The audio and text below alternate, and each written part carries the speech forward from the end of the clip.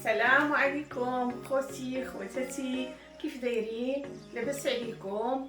نتمنى تكونوا بخير وعلى خير في احسن الاحوال مع جميع العائله ديالكم، وشكرا.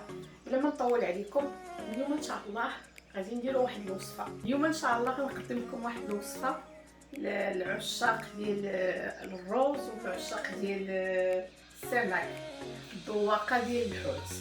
ان شاء الله غادي نقدم واحد البلول وهي جد لذيذه. وهاد البلول كنديروها مع اي طبق ديال الرز، بايلاس وجميع الوصفات ديال الرز، يعني كنديرو فيها هاد البلول. والوصفه الثانيه غادي نديروها بواحد كما نقولوا حنايا طاجين، بحال طاجين ديال الحوت ولكن بطريقه مختلفه. وبلا ما نطول عليكم، ودابا غادي ندوزو المكونات. بلا ما نطول عليكم ندوزو المكونات، نقدم لكم المكونات اللي غادي نقدم بهم هاد البلول. والطبق الثاني وهو هاد الطاجين ديال الحوت بطريقه مختلفه واحترافيه، يعني جد لذيذه. ودابا ان شاء الله غادي ندوزو المكونات اللي غادي نديرو لهاد البلول. غنقدموا هاد المكونات ان شاء الله. كاين بصله هكا، بصله خضراء لان راه وقتها دابا، والبويرو ما غاديش نستعملوا كاع هادشي في هاد البلول الاولى. غادي نستعملوا يلا واحد جوج بصلات وواحد البويرو، وغادي نستعملوا الثومه، الكاميرا، الكانكريخو كيف سميتو وسمحوا لي، وكذلك زعفران شعره وورق ديال سيدنا موسى، ولا النيوره. هاد النيوره غادي حتى هي كذلك غادي نقيوها، نحيدوا لها الزريعه وغادي نقطعوها على جوج. هذا هو السر ديال هاد البلول.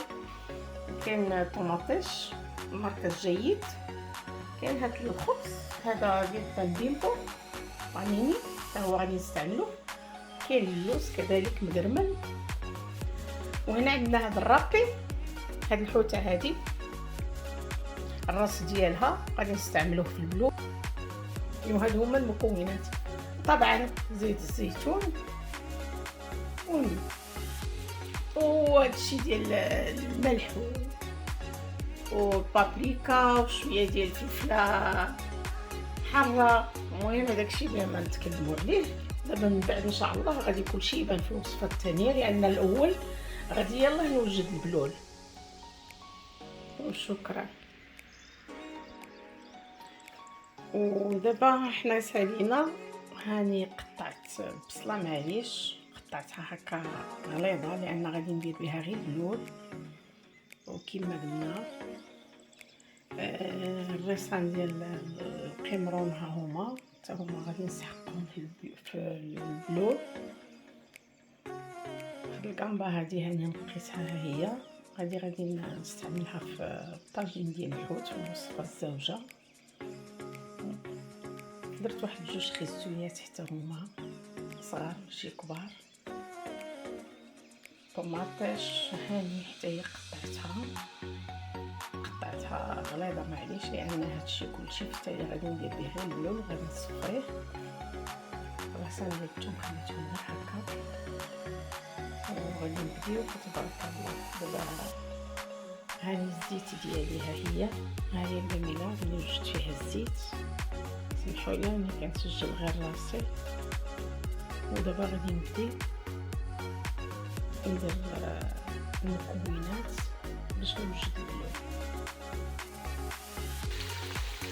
دابا كتشوفوا راني درت البصله والنيوره والثومه وخيزو.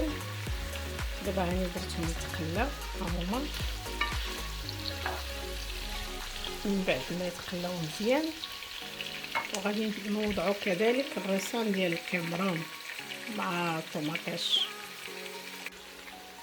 ودابا حنا سالينا، هيا البصله ديالنا وهادشي هانتوما تشوفوا، هيا هبطات.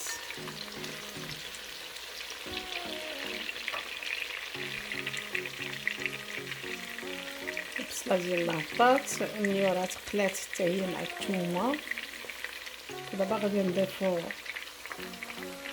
نضيفو الطوماطيش،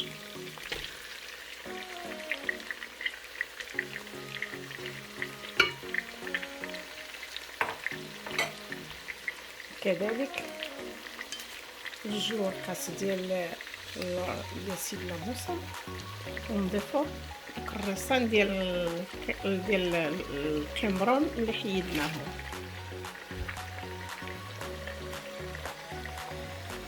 دابا غادي نخليو كلشي يتقلى مزيان واحد 5 دقائق هكا، يتقلى مزيان. ونضيفو المقدار ديال الماء اللي خصنا على الاقل خصنا 2 لتر الفوق كل واحد، لان علاش هاد البلول هادو اللي بقى كنديروه بشي قريعه وكنتسوه في الكونغيلادور ونستعملوه في وصفه اخرى راه ما كيضيعش. دابا من بعد ما كلشي ها هو تقلى لنا هنايا مزيان، المكونات اللي درنا في الاول غادي نضيفو عليهم واحد 3 ديال الرواسان ديال الحوت، ونديرو هاد الراس ديال الرابي.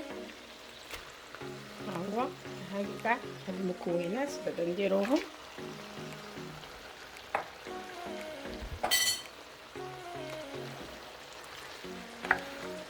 حتى هما نخليوهم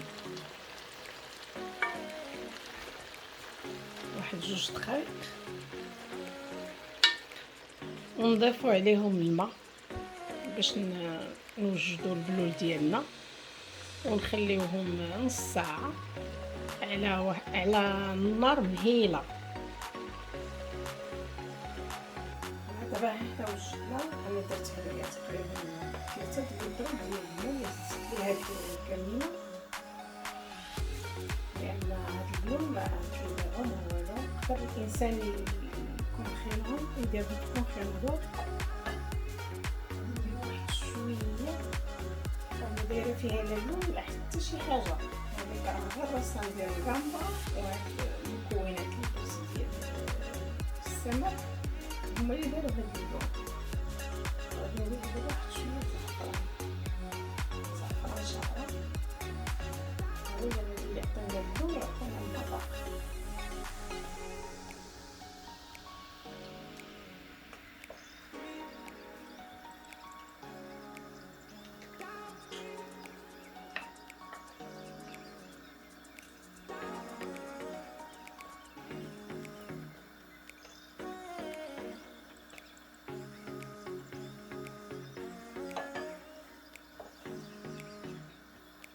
دابا غادي نغطيو على الكميله ديالنا وغادي نخليوها 20 دقيقه على النار هادئه وصافي، وان شاء الله يوجدوا لنا البلول ديالنا.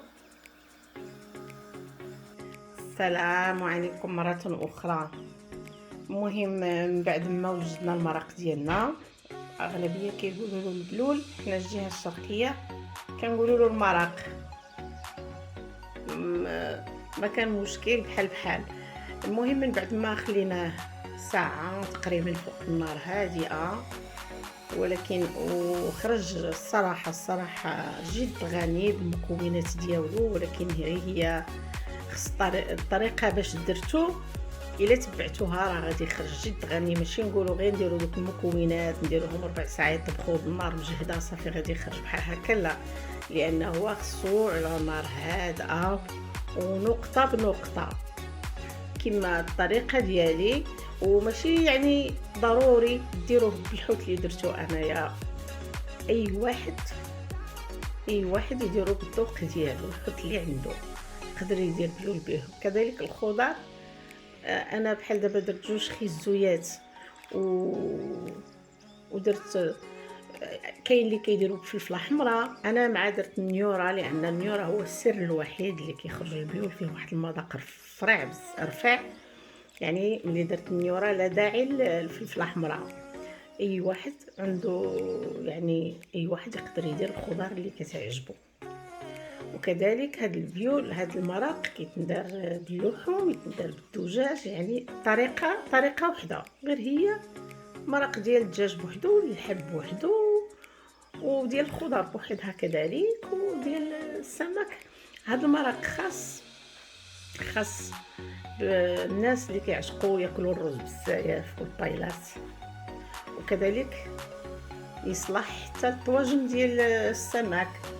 كاين اللي عنده مرق بحال هكا واجد في الدار، علاش لا يمرق بشويه ما وشويه مرق بحال هكا، يخرج طاجين بنين بزاف. وسيرتو البايلا، هذا اختصاصي البايلا. الناس اللي هما محترفين في البايلاس قبل ما كيفكروا يحضروا واحد البايلا كما كانت ديال السمك ولا ديال اللحم، والا كيوجدوا لها هذا المرق نهار قبل ولا في الصباح ويديروا البايلا. يعني البايلا كتكون في نص النهار ضروري في الكدا، ضروري كيوجدوا هذا المرق. لان علاش البايلا الصراحه نصيحه من عندي راه ما كيديروش فيها الماء. البايلا احترافي ما يخضر ما يمرقهاش بالماء. لان علاش؟ لان كاع دوك الفواكه البحر وداك القوام وداك الشيء كاع اللي تندار فيها اون فوا يمرق الانسان بالماء، والا ضيع البايله كامله مشات، يعني ما يبقاش فيها واحد المذاق. الروز راه دايره بحال البونجا، يعني ملي كتكون كتطبخ الروز كتبقى تشرب شربات بويون غنيه، راه كتخرج الروز جد لذيذه. سيرتو البايلاس انا ننصحكم من عندي، يعني من الاحسن بايلا من الانسان كيخسر عليها كيدير مجهود. المهم داكشي اللي قدر الله اللي قسم الله، قليل ولا كثير وبالذوق ديالو.